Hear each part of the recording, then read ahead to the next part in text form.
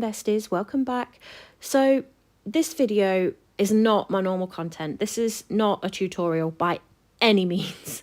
You will probably learn nothing from this video, so if you're here to learn, scoot along. You're not going to learn anything.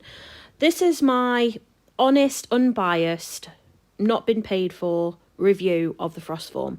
I'm normally a Pro Froster girly, but I ordered the FROSTFORM because I thought I'll give it a go. I'll see what I think. So this is the second time using it because I forgot to film the first time. I just didn't have time, forgot, blah, blah, blah.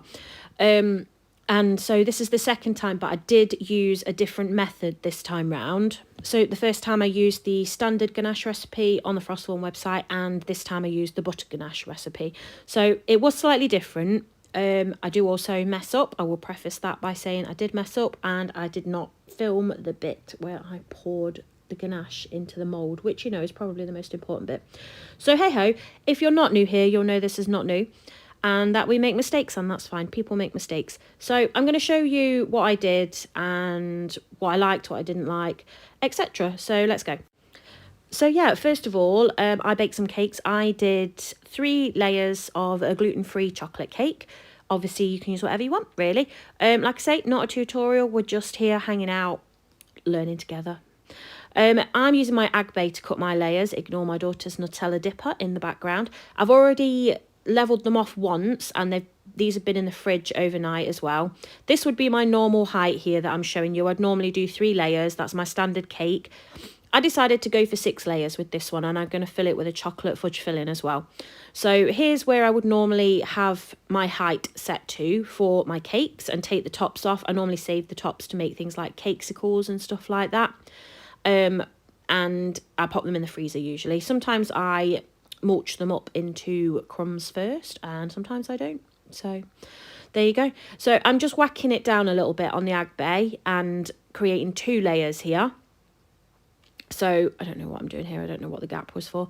So yeah, here we go, doing the 2 layers. I absolutely love this. I was going to call it a machine. It's not really a machine, is it? But this little tool, it's fantastic.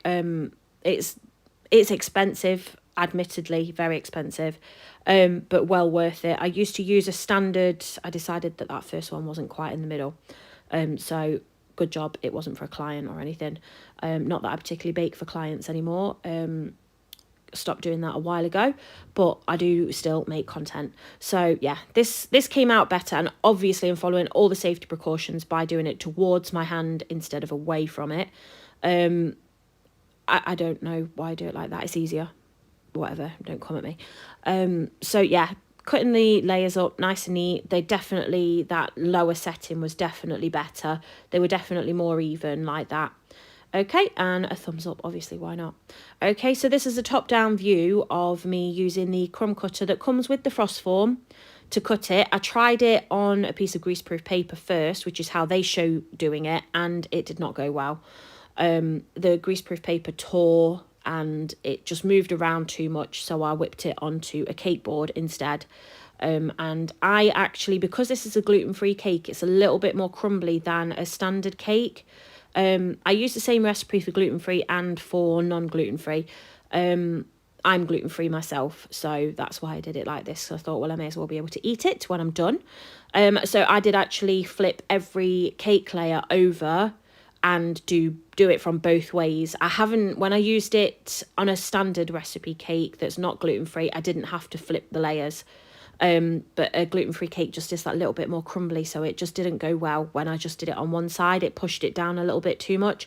I am saving the offcuts here again for things like cakesicles and such. I'm going to do a little video, maybe this week, maybe next week, showing you what I do with my offcuts when I don't use them for cakesicles. And I will pop that up on my channel soon. I haven't made it yet, but I am going to make you one of those.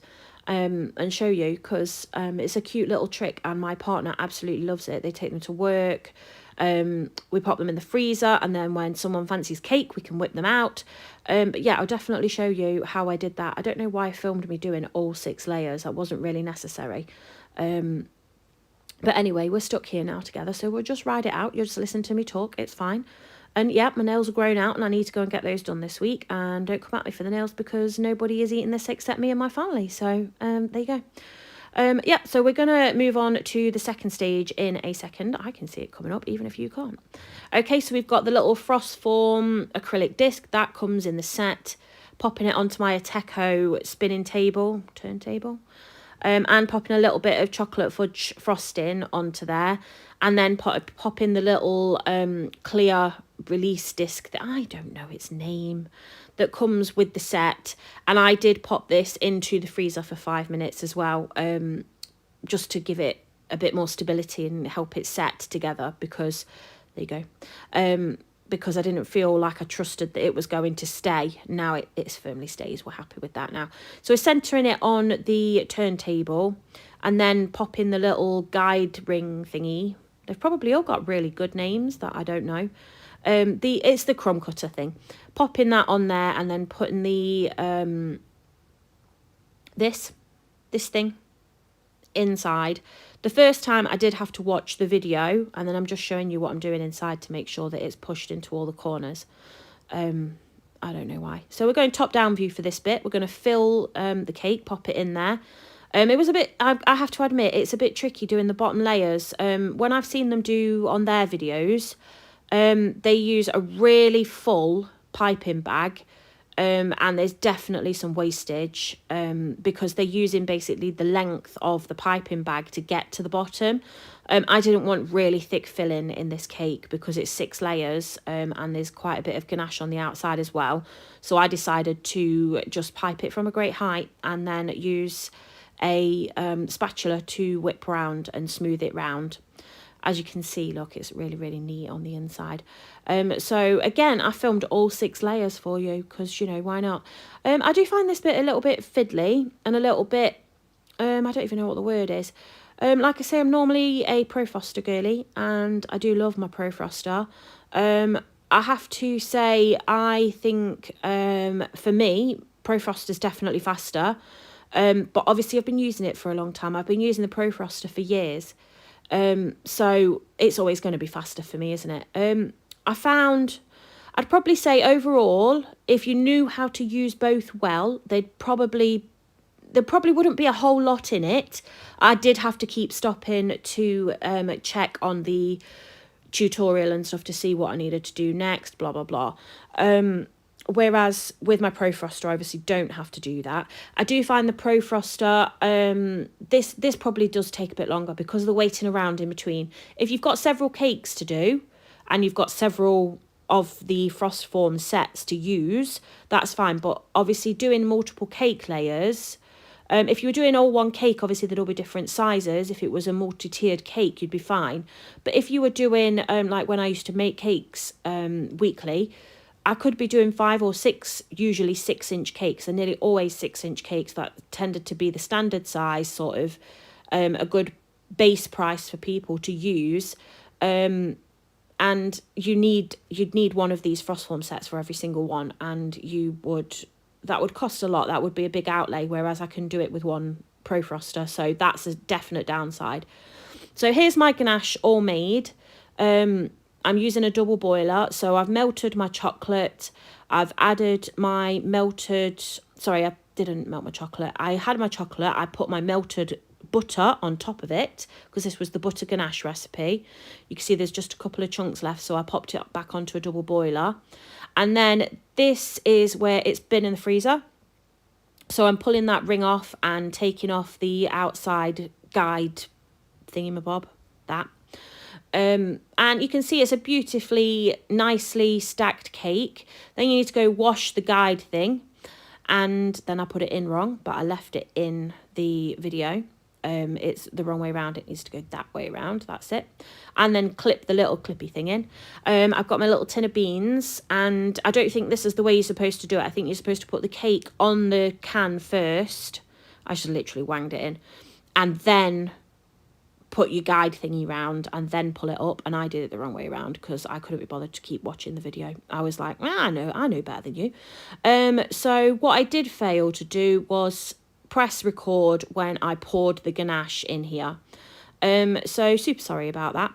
But here it is once it's all full. One thing I will say is this is before it's gone in the freezer. You can see it's still liquid here. And this is after it's been in the freezer for about 45 minutes. Again, waiting around. This bit was super hard to push down. I was worried I was going to like end up cracking my hob, because I work on my hob because it's the best place to put my mount while I'm working. And then I pulled this off on here and I royally messed up. Not royally, but I really wanted a satisfying, oh yeah, and then it started pulling on my little thingy on my turntable. I should have lifted it up slightly and done it that way. But never mind. I got these little pull marks on it, and no matter how I pulled it off, I got those, and I don't obviously get that with the Pro Froster. Here's where I realised that I was pulling on the grip mat, and you can see there's little air bubbles in it as well, which I wasn't overly happy with, which again I wouldn't have with the Pro Froster. But it's all sort of learning curve stuff. I did tap it on the surface after I'd filled it before I put it in the freezer to try and loosen any air bubbles out. And I'm just trimming the top here, again, something I wouldn't have to do with the Pro Froster. But again, it's all sort of, well, did I not have to do that? Did I have to do that because I don't really know how to fully use it, etc. Here I'm just running the knife around the edge where that acrylic disc is so that I can loosen it off in a minute when I flip it.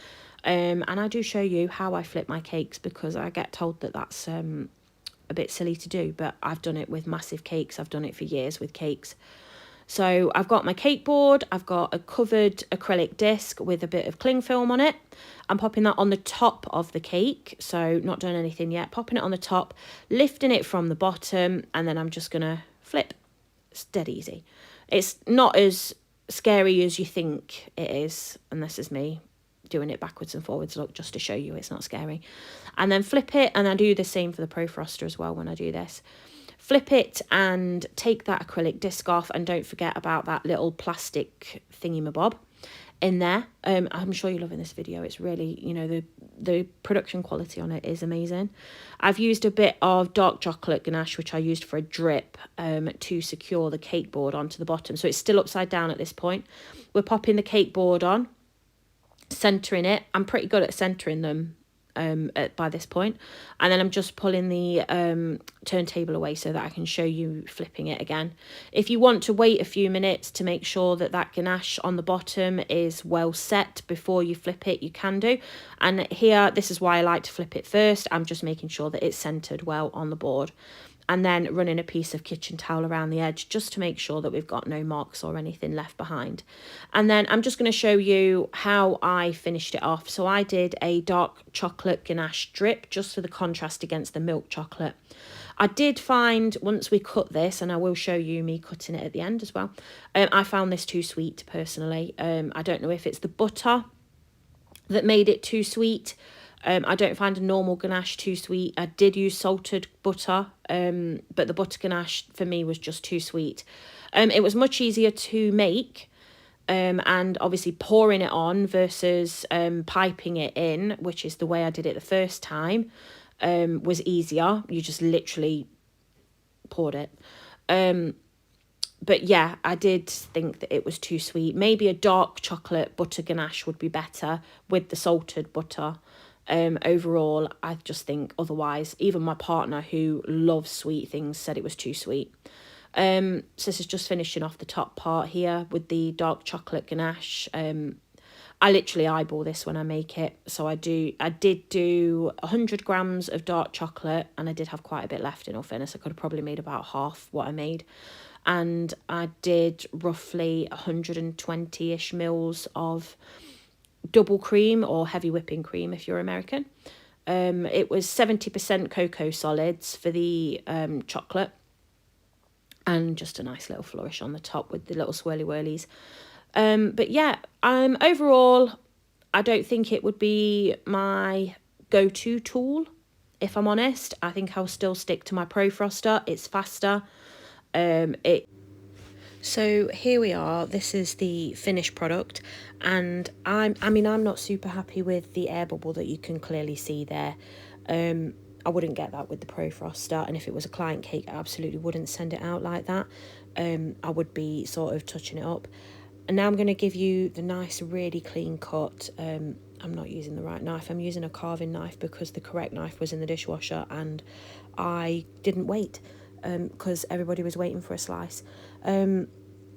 Look at that, super straight, so satisfying, that super straight cut there. I'm so sorry.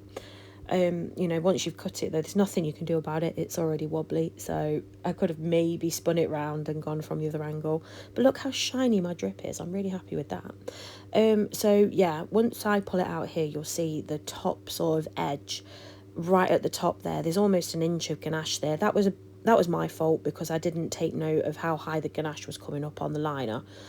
So I should have been more mindful of that. It does use less chocolate for this method, so that's a bonus.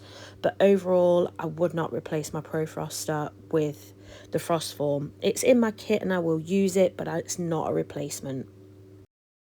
Because of the way you make the ganache, I assume. So yeah, overall, I like it. Overall, it was very easy. And definitely, if you're a beginner, I would probably choose this. Or a home cake maker even, I would choose this. But for me, having done cakes for many years, I would be sticking to my Pro Froster in general. I'll definitely whip this out sometimes to give it a go, but my go-to will still be my Pro Froster. So thanks for watching, and we'll get some more tutorial content out later this week. Bye!